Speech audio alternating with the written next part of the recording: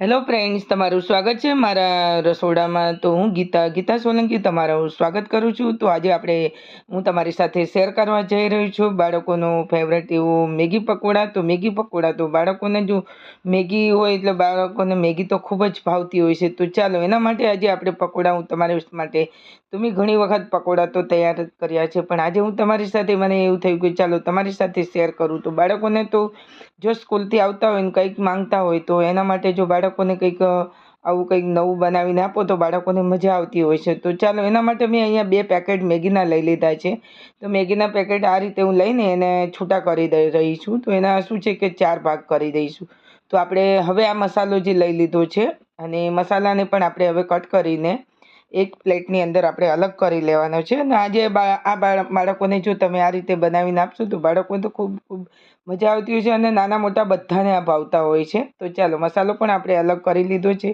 અને હવે જે આ મેગી છે એના માટે આપણે પાણી લઈ લેવાનું છે અને આ રીતે આપણે એના ટુકડા. તો પાણી આપણે કેટલું લેવાનું? જનરલી મેગીની અંદર પેકેટમાં લખેલું આવતું હોય છે કે આપણે 200 ml 250 ml પાણી લઈ લેવું. તો એના માટે આપણે અહીંયા શું કરીશું કે 2 મેગીના પેકેટ છે ને એટલે આપણે 300 ml પાણી લઈશું.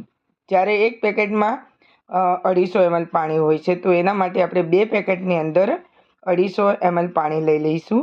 તો ચાલો હવે મેગીને આપણે બાફી લેવાની છે.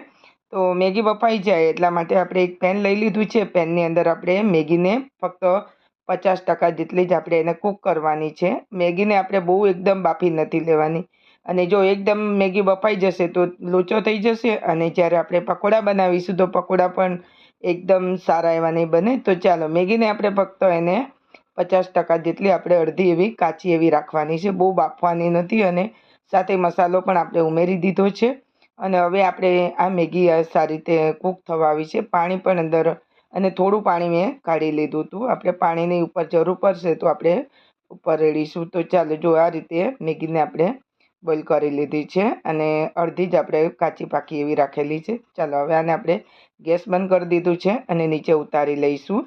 અને મેગીને નીચે ઉતારીને એક વાસણની અંદર જેમાં આપણે પકોડા બનાવીશું એની અંદર જ આપણે આ રીતે ઠંડી કરવા મૂકી દઈશું. અને મેગીને એકદમ આપણે ઠંડી કરી દેવાની છે. અને આ રીતે જોઈ શકો છો બહુ નથી અને મેગી પણ ઠંડી પણ એકદમ થઈ ગઈ છે. તો ચાલો એની અંદર આપણે અહીંયા મેં પોણો કપ એટલે કે 25 ગ્રામ જેટલો સૂજી ઉમેરી છે અને સાથે ચણાનો લોટ લીધો છે. અને તમારે જો કોઈ પણ વેજીસ ઉમેરવા હોય તો તમે વેજીસ લઈ શકો છો. તો અહીંયા મેં અડધી ચમચી 2 ચમચી જેટલી લસણ લીધું છે, સાથે 2 નંગ ડુંગળી લીધી છે. અને તીખાશ માટે જો બાળકો માટે બનાવતા હોય તીખું ઓછું કરી દેવું તો પણ મેં અહીંયા કાશ્મીરી લાલ મરચું લઈ લીધું છે, સાથે ધાણા પણ લઈ લીધા છે. અને હવે જે પાણી આપણે કાઢેલું હતું એ 2 ચમચી જેટલું એ પાણી આની અંદર ઉમેરી દઈશું. અને હવે બીજું બિલકુલ પાણી નથી ઉમેરવાનું. સાથે આપણે અહીંયા થોડું જીરું ઉમેરી દીધું છે કાચું, અને ધાણા પાવડર લઈ લીધો છે મસાલામાં. અને મેગી મસાલાની અંદર તો મસાલો હોય જ છે. અને સાથે હવે સ્વાદ અનુસાર થોડું આપણે મીઠું ઉમેરી દઈશું. અને હવે આપણે લોટને હલકો એવો મિક્સ કરવાનો છે, બહુ મસળવાનું નથી. અને ફક્ત તમારે હલકા હાથે જ આને જે આપણે લોટ ઉમેરેલો છે એ લોટને હલકા હાથે તમારે એને મિક્સ કરી દેવાનો છે. તો હવે આપણે લોટ પણ સારી રીતે મિક્સ થઈ ગયો છે. અને જે રીતે આપણે પકોડા ગરમ ઉતારવાના છે એમાં તો તેલ પણ મેં ગરમ કરવા મૂકી દીધું છે. તો ચાલો જો આ રીતે આપણે થોડું થોડું લઈને એના જે રીતે પકોડા તળીશું. તો અહીંયા તેલ ગરમ થઈ ગયું છે. તો તેલની અંદર આપણે પકોડા મૂકી દઈશું અને જ્યાં સુધી તળાઈ જાય કે આપણે બ્રાઉન રંગના થાય ત્યાં સુધી એને આપણે ફ્રાય કરીશું. અને પછી એને આપણે નીચે ઉતારી લઈશું. અને આ રીતે તમારે જે રીતે આપણે ભજીયા મૂકતા હોય છે એ રીતે થોડું થોડું તમારે લેતું જાવું અને આ રીતે તમારે મેગીના પકોડા બધા બનાવી લેવા. તો આ રીતે બહુ જ ઇઝી છે અને ફક્ત 3 થી 4 મિનિટમાં બની જાય છે.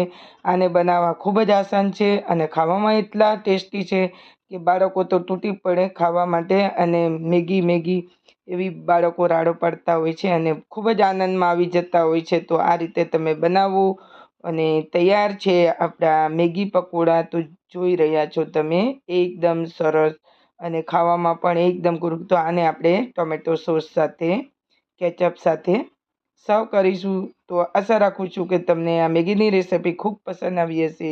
જો તમને પસંદ આવી હોય તો મારી ચેનલ પર જો તમે નવા હો ને હજી સુધી સબસ્ક્રાઈબ નથી કર્યું તો કરી લેજો ફ્રેન્ડ. ફરી મળીશું આપણે નવી રેસિપી સાથે.